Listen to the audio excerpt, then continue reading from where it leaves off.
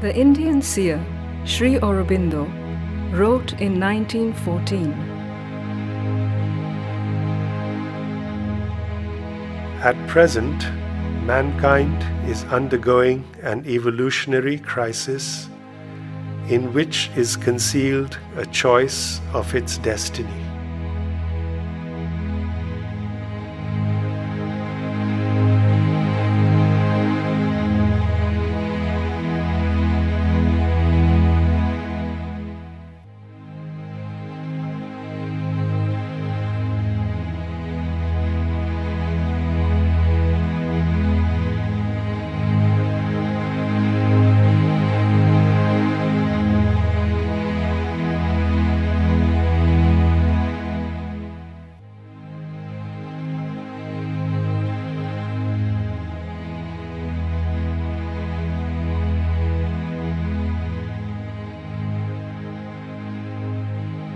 A stage has been reached in which the human mind has achieved in certain directions an enormous development, while in others it stands arrested and bewildered and can no longer find its way. Look at man, the thinker, lost in his thoughts. This is humanity today, facing a tremendous crisis.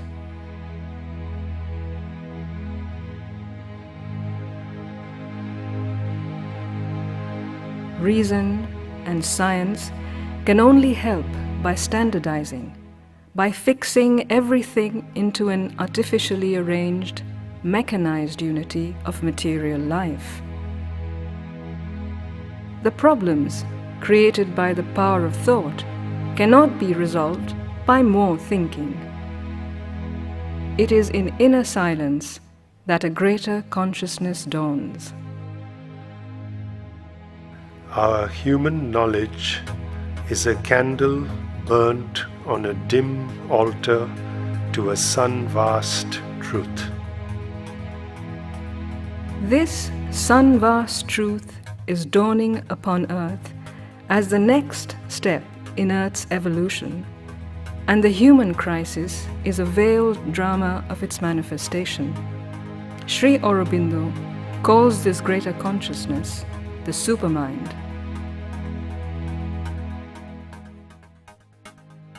The central fact, the essential and cardinal significance of the evolution is not development and perfection of the outer and instrumental form, but the development and increasing perfection of consciousness.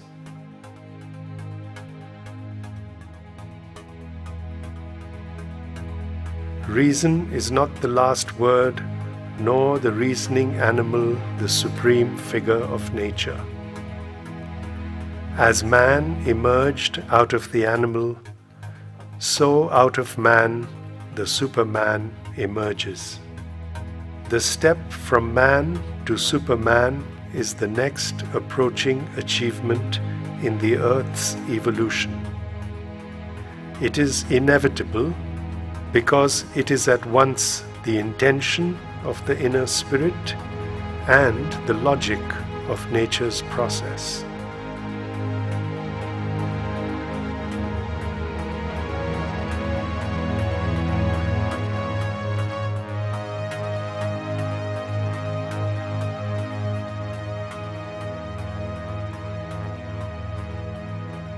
It is only the full emergence of the soul, the full descent of the native light and power of the spirit, and the consequent replacement or transformation and uplifting of our insufficient mental and vital nature by a spiritual and supramental supernature that can effect this evolutionary miracle.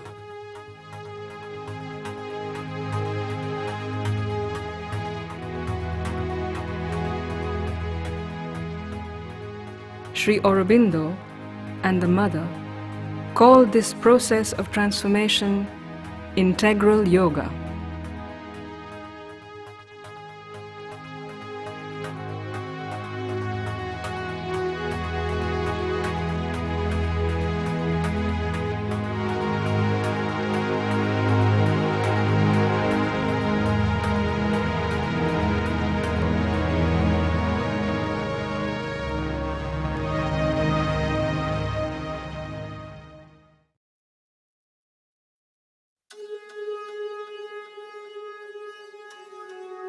The ancient Vedic rishis of India have known the reality of the evolution of consciousness.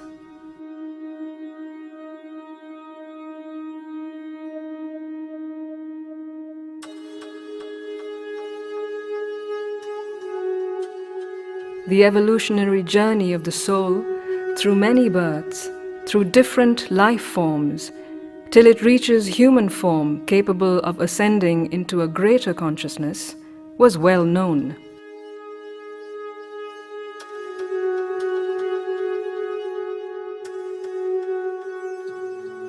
They have explored the cosmic consciousness and the sun-vast truth of the supermind. However, the knowledge was lost over millennia. After the advent of Buddhism, life on earth was increasingly seen as misery, and later even as illusion, Maya.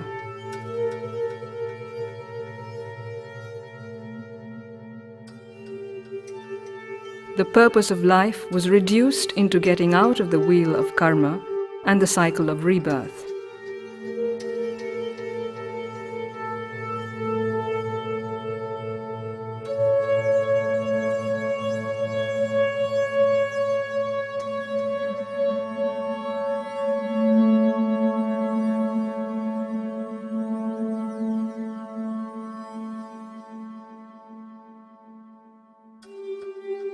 Spiritual life turned otherworldly and rejected the world of forms and missed the evolutionary purpose and the possibility of divine life upon earth.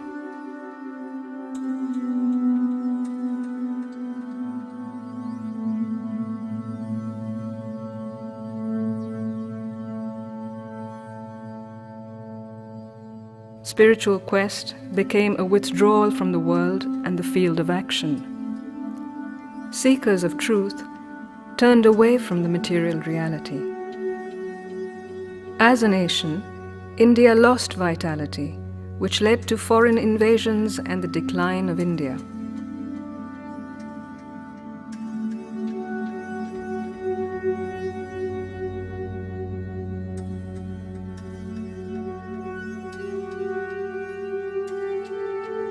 While India was falling asleep, science and materialism was rising in the West.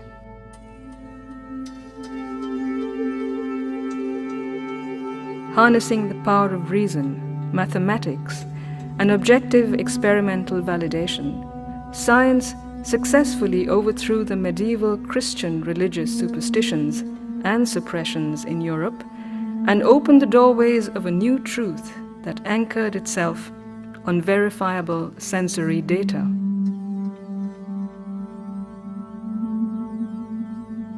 Sri Aurobindo wrote about science in his epic poem Savitri.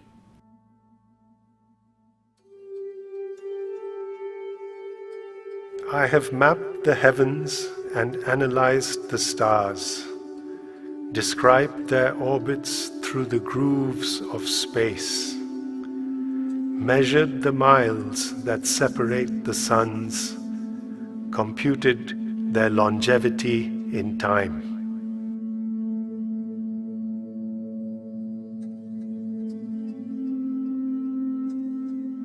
I have delved into earth's bowels and torn out the riches guarded by her dull brown soil.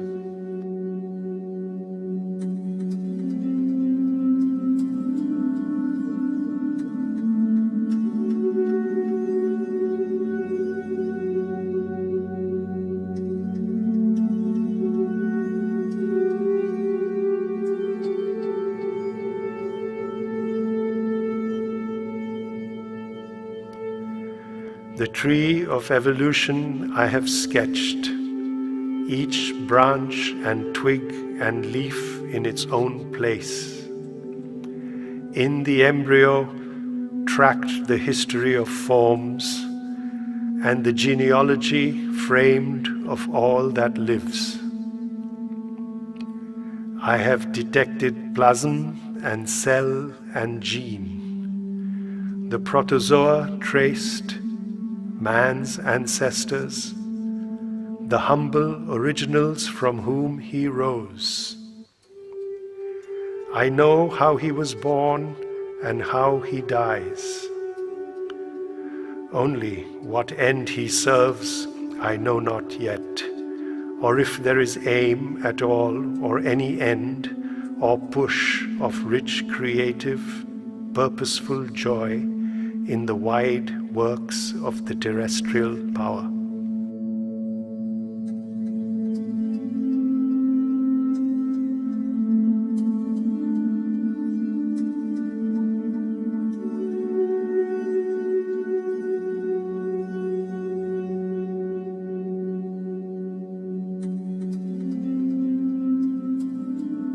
I have caught her intricate processes, none is left. Her huge machinery is in my hands. I have seized the cosmic energies for my use. I have bored on her infinitesimal elements, and her invisible atoms have unmasked. All matter is a book I have perused. Only some pages now are left to read. If God is at work, His secrets I have found. But still the cause of things is left in doubt. Their truth flees from pursuit into a void. When all has been explained, nothing is known. What I have learned, chance leaps to contradict. What I have built is seized and torn by fate. I can foresee the acts of matter's force, but not the march of the destiny of man. He is driven upon paths he did not choose. He falls trampled underneath the rolling wheels. Perhaps the world is an error of our sight, a trick repeated in each flash of sense. An unreal mind hallucinates the soul with a stress vision of false reality, or a dance of Maya veils the void unborn. He too is a machine amid machines. A piston brain pumps out the shapes of thought. A beating heart cuts out emotions' modes. An insentient energy fabricates a soul.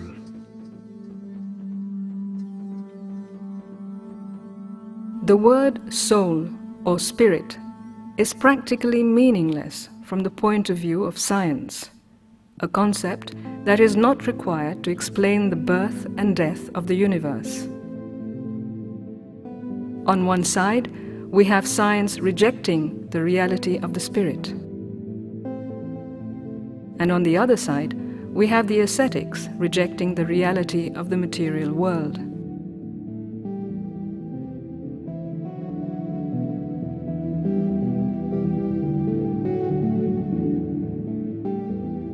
In India, if the result has been a great heaping up of the treasures of the spirit, or of some of them, it has also been a great bankruptcy of life.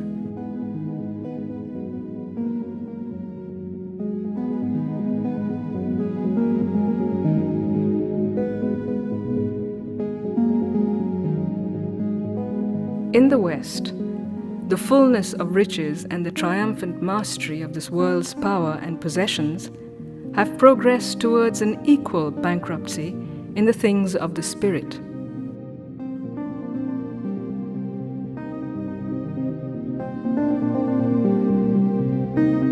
If science has reduced everything into mechanical forces,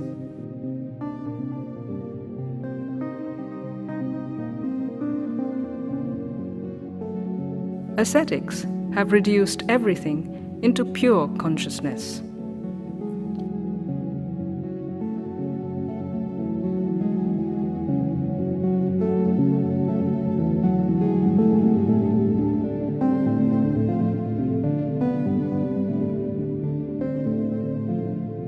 To arrive at a greater synthesis, we must know the relationship between consciousness and force.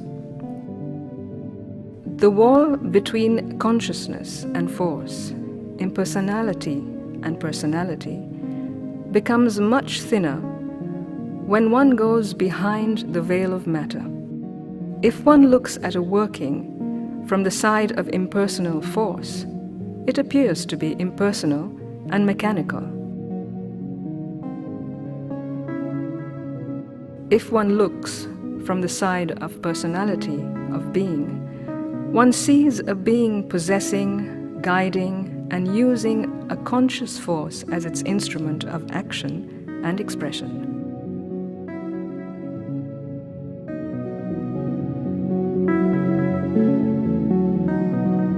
In modern science, it has been found that if you look at the movement of energy, it appears on one side to be a wave and act as a wave, on the other side as a mass of particles, and to act as a mass of particles, each in its own way. It is somewhat the same principle here. The force that builds the worlds is a conscious force. Sri Aurobindo speaks of consciousness and force as inseparable, two sides of the same thing. He puts them together as one word, conscious force, or consciousness force, or Chit Shakti in Sanskrit.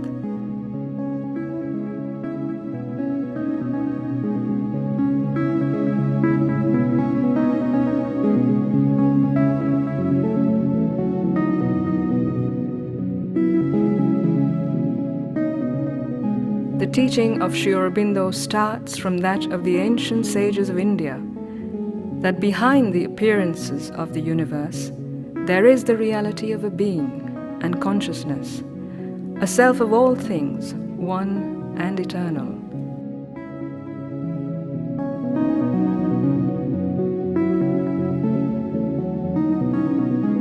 This one being and consciousness is involved here in matter.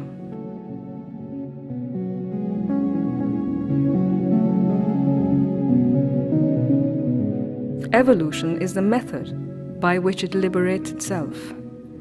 Consciousness appears in what seems to be inconscient, and once having appeared, is self-impelled to grow higher and higher, and at the same time to enlarge and develop towards a greater and greater perfection.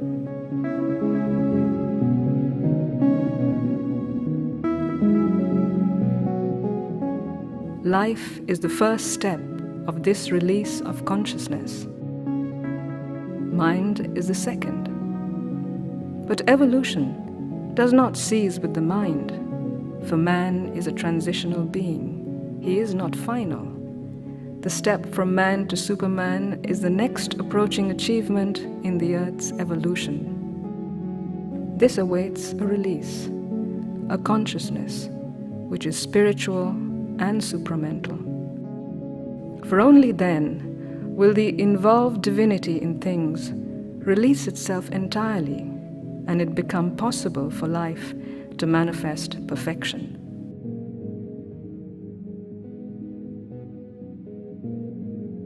Evolution continues. Where the higher ranges of mind ends, a greater splendor begins.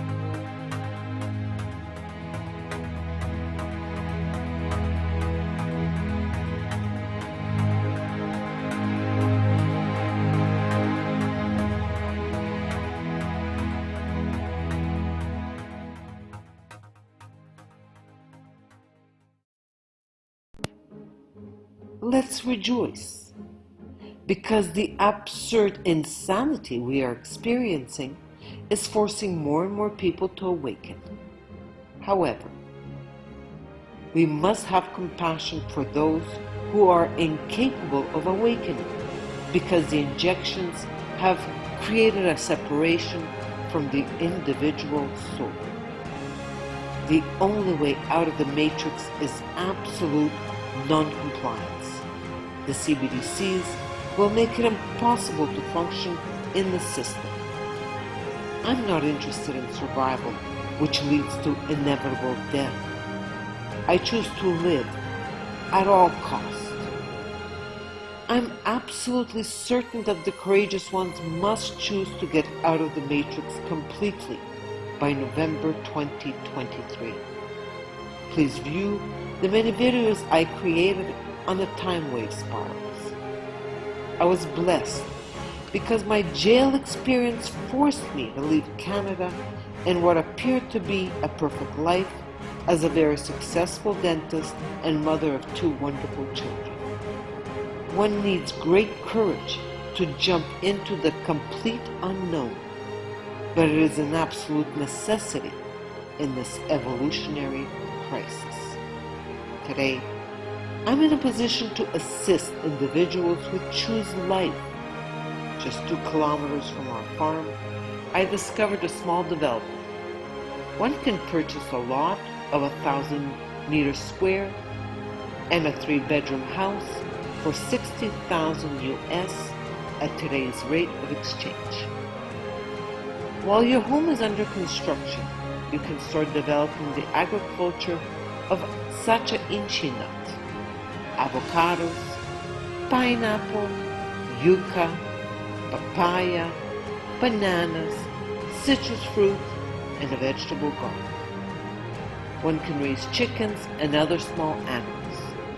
A long-term stay at Cascata Cafe Retiro is $300 US per month. I also offer dentistry, including complex full-mouth reconstruction at a cost of 35% of European and North American prices.